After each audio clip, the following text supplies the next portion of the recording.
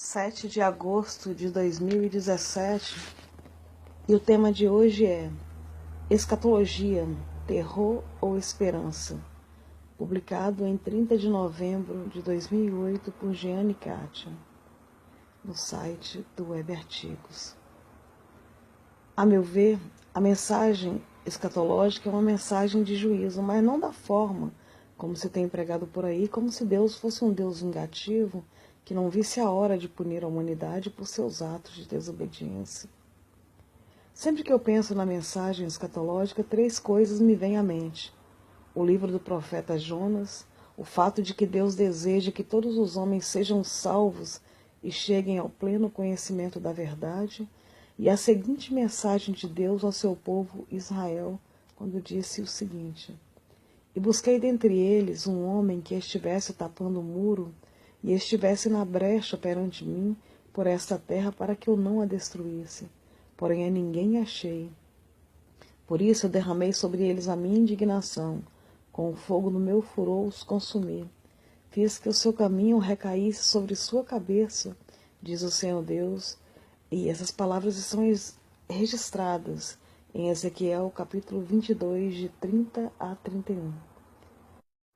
E no livro do profeta Jonas, vejo o Deus misericordioso que tem muito mais prazer na benignidade do que na ira. E essa foi a lição que Deus quis ensinar ao profeta Jonas, e essa lição também se aplica a nós e aos nossos dias. E no texto citado do livro de Ezequiel, vejo que ele procura por pessoas que queiram se colocar na brecha em favor da humanidade. No relato acerca de Nínive, vemos que Deus envia àquela cidade, por meio do profeta, uma mensagem de juízo, tal qual o é também a mensagem apocalíptica. E fazendo um paralelo entre a mensagem daquele profeta e a mensagem de juízo reservada para os últimos dias, percebo que, a exemplo daqueles dias em Nínive, Deus anuncia o juízo a fim de que venhamos a nos arrepender de nossos caminhos maus e viver.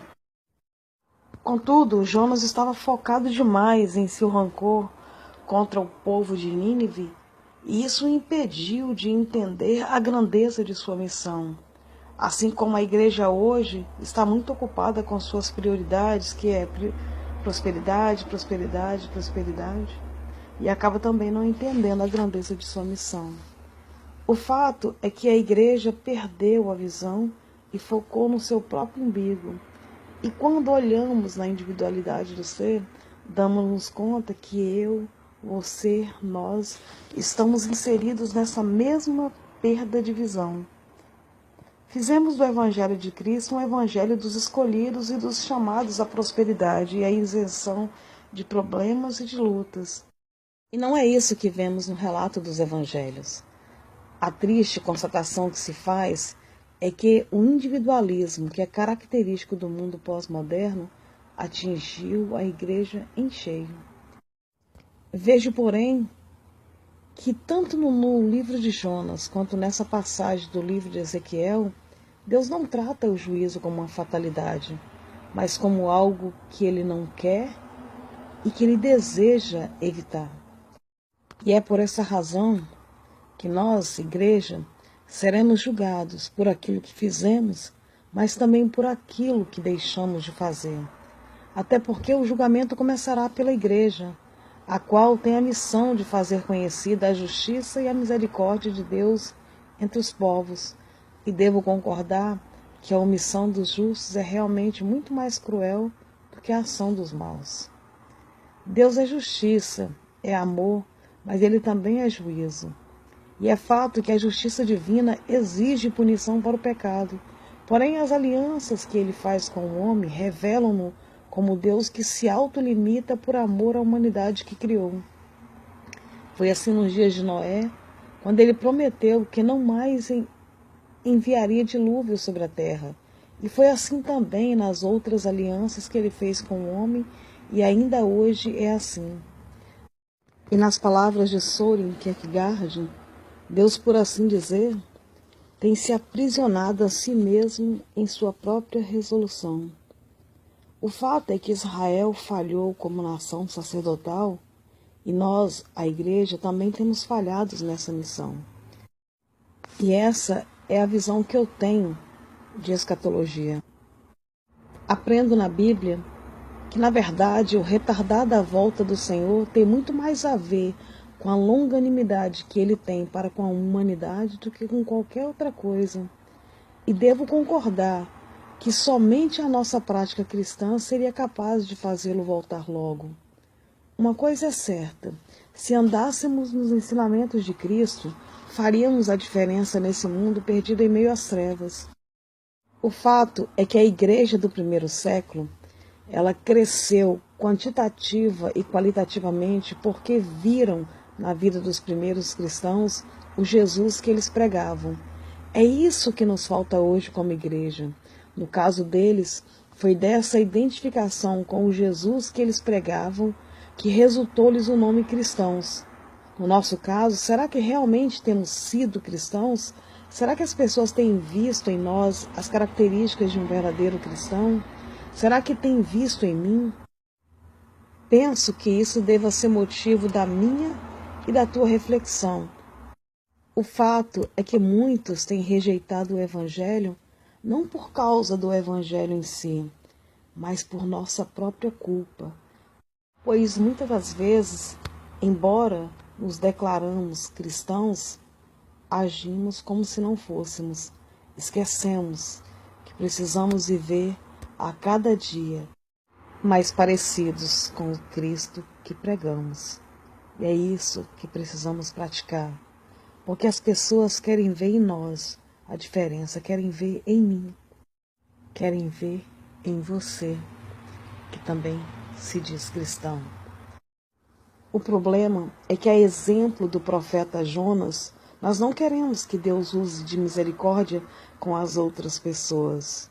E isso é o nosso maior erro, porque Deus ama a todos incondicionalmente e a todos chama ao arrependimento, porque essa é a vontade do Senhor, que todos os homens sejam salvos e cheguem ao pleno conhecimento da verdade. Jonas falhou por não entender que essa era a vontade de Deus. Assim como Jonas, nós falhamos quando também não entendemos que, assim como Deus quis usar de misericórdia com Nínive, Deus quer usar de misericórdia com os povos de nossa época, de nosso tempo. O que nós precisamos entender é que a mensagem cristã é uma chamada ao arrependimento, porque Deus é o Deus que tem muito mais prazer na benignidade do que na ira. E cabe a nós, igreja, ser luz em meio às trevas. Cabe a nós, igreja, anunciar aos povos que Deus a todos ama incondicionalmente e a todos nós nos convida ao arrependimento, porque Deus é amor e não há nele trevas. De forma que o cumprimento da mensagem escatológica, da mensagem de juízo sobre as nações, será apenas uma evidência de que, como igreja, falhamos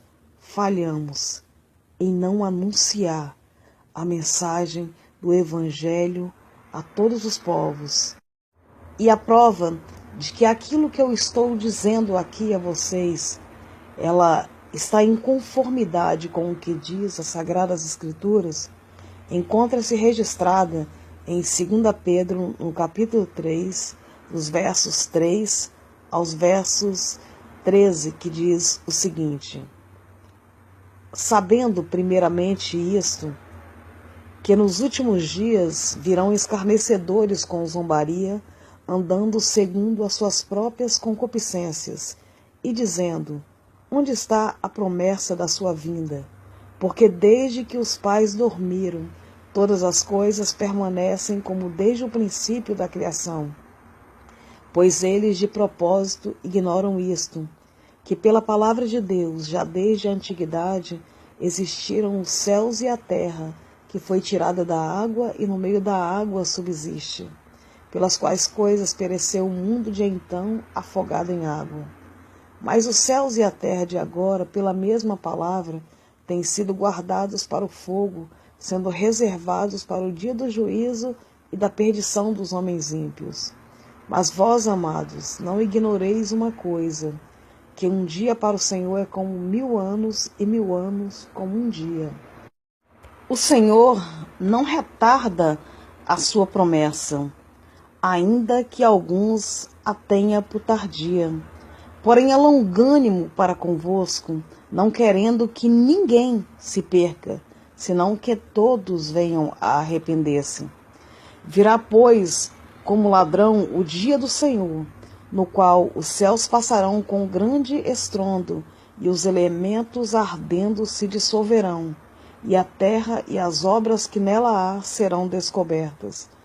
Ora, uma vez que todas essas coisas hão de ser dissolvidas, que pessoas não deveis ser em santidade e piedade, aguardando e desejando ardentemente a vinda do dia de Deus, em que os céus em fogo se dissolverão e os elementos ardendo se fundirão? Nós, porém, segundo a sua promessa, aguardamos novos céus e uma nova terra, no qual habita a justiça. E para que fique bem claro o que tenho dito neste estudo, de que Deus, de forma alguma, deseja executar juízo sobre as nações, e sim, que na verdade deseja que todos venham a arrepender-se, eu vou reiterar aqui neste momento o texto bíblico registrado em Ezequiel, capítulo 22, de 30 a 31, que diz o seguinte: E busquei dentre eles um homem que estivesse tapando um muro, e estivesse na brecha perante mim por esta terra, para que eu não a destruísse.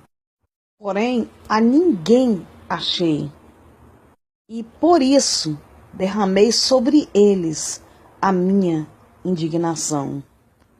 Mas, ao contrário disso, muitas das vezes agimos como o profeta Jonas. Queremos que Deus venha logo, mas que venha para executar juízo sobre as nações. Ei, misericórdia quero e não sacrifícios. Deus quer que nós preguemos ao mundo a mensagem do Evangelho, as boas novas do Evangelho. Deus quer que nós preguemos ao mundo que Ele deseja que todos sejam salvos e cheguem ao pleno conhecimento da verdade. Deus quer que nós preguemos que Deus nos ama a todos incondicionalmente, mas a todos convida ao arrependimento. Por tudo isso, eu devo dizer que eu não acredito em avivamento que não resulte num desejo ardente de anunciar as boas novas do Evangelho de Cristo. Mas a propagação do Evangelho de Cristo não deve visar o crescimento da membresia da igreja institucionalizada, não deve visar o crescimento do número de membros, deve visar a propagação do reino de Deus, a propagação das boas novas do Evangelho de Cristo. Esta é a nossa missão como igreja, corpo de Cristo. Nós precisamos ter em mente que a igreja, corpo de Cristo, foi dado a missão de anunciar as boas novas. Nós devemos ter em mente que não nos cabe desejar que Deus execute o juízo sobre as nações, mas propagar a mensagem do Evangelho, convidando a todos ao arrependimento, porque essa é a mensagem que Jesus nos deixou. E eu penso que isso deva ser motivo da minha e da tua reflexão como igreja de Cristo. Esta é a vontade de Deus, que façamos conhecida às nações, que façamos conhecida onde quer que nós estejamos, que Deus é amor e nele não há trevas, e que Ele tem muito mais prazer na benignidade do que na ira, porque Deus deseja que todos sejam salvos e cheguem ao pleno conhecimento da verdade. E eu quero convidar a você a refletir sobre isso. Meu nome é Jeane Kátia e se você se sentiu abençoado, esteja à vontade para compartilhar, caso deseje.